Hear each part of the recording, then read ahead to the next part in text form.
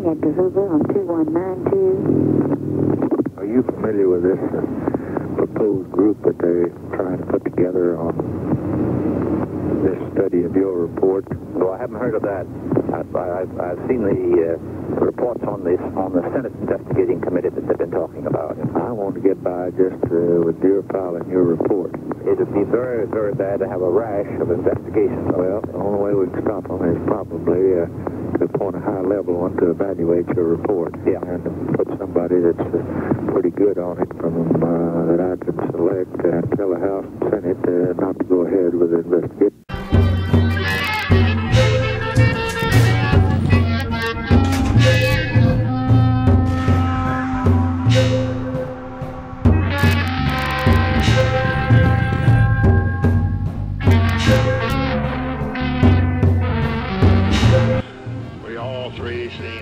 Seen about the same thing as the shot.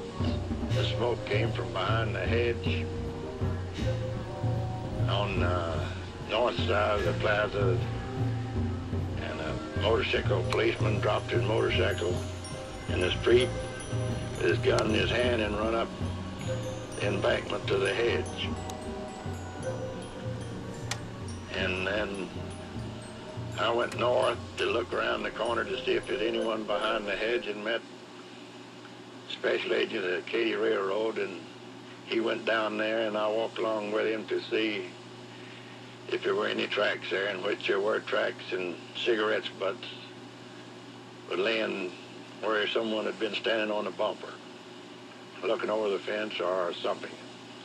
Were you questioned by agents of any government agency on November 22nd, Mr. Dodd? Yes, we were. We were taken over to the courthouse and questioned by, I suppose, Secret Service men of some kind.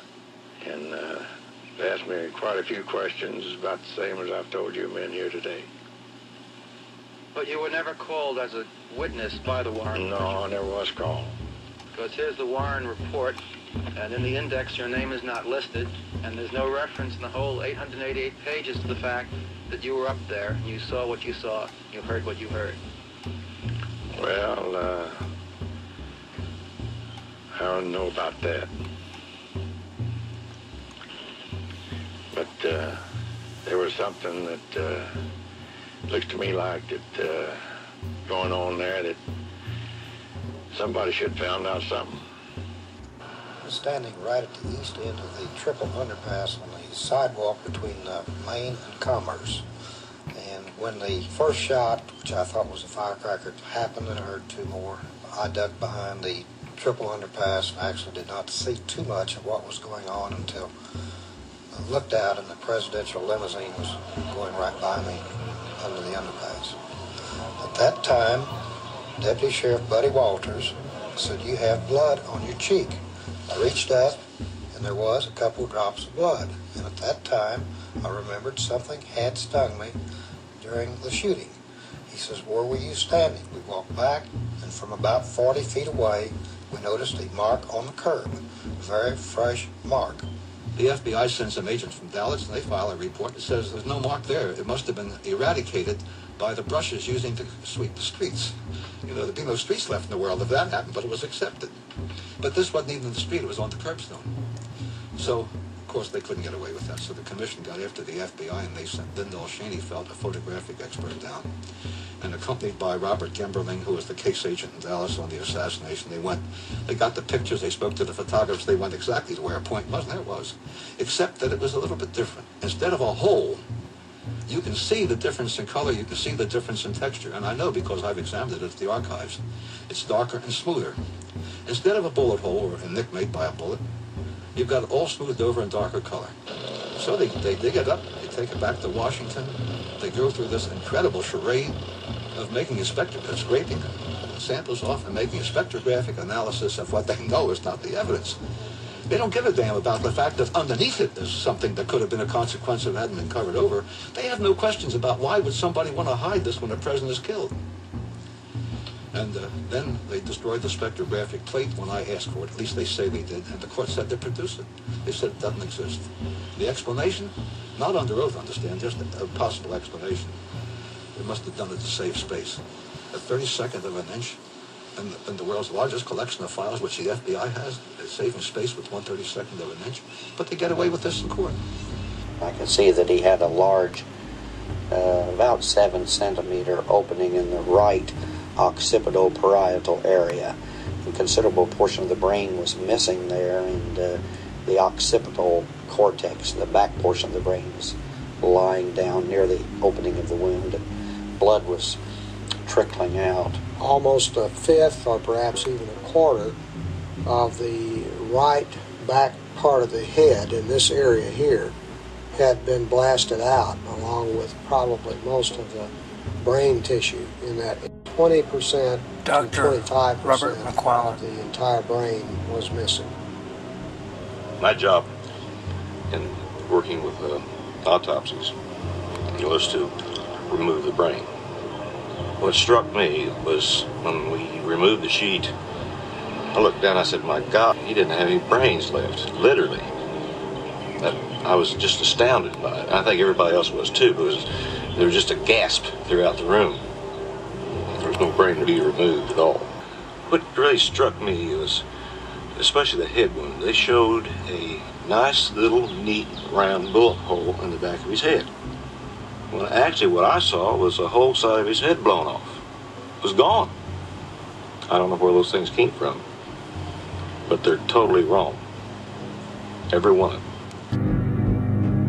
Would it have been possible for him to have been struck by a bullet in the right temple? Well, a gunshot apparently from behind us hit the president in the side of the temple. President Kennedy, we are told, was shot in the right temple.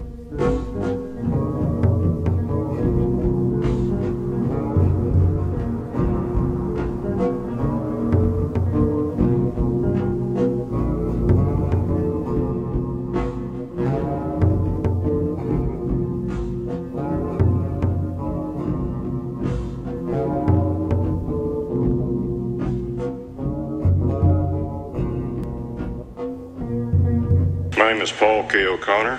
I was from Gainesville, Florida. Would you tell the ladies and gentlemen of the jury what you were doing when you were 21 years old? Yes. What were you doing? I was a hospital corpsman, United States Navy, and I was stationed in Bethesda, Maryland. At Bethesda Hospital where the president was brought? Yes, sir. Were you present when they brought the president in? Yes, sir. And would you tell the ladies and gentlemen of the jury what your duties were at Bethesda Hospital at that time? Well, I worked with a partner. We assisted in postmortem. My job in a postmortem was to remove the deceased brain. Are you just a little? Now, when the president came in, what did you do? The casket came in at approximately 8 o'clock in the evening. They set the casket on the floor beside the table, and we opened the casket. Inside was a body bag.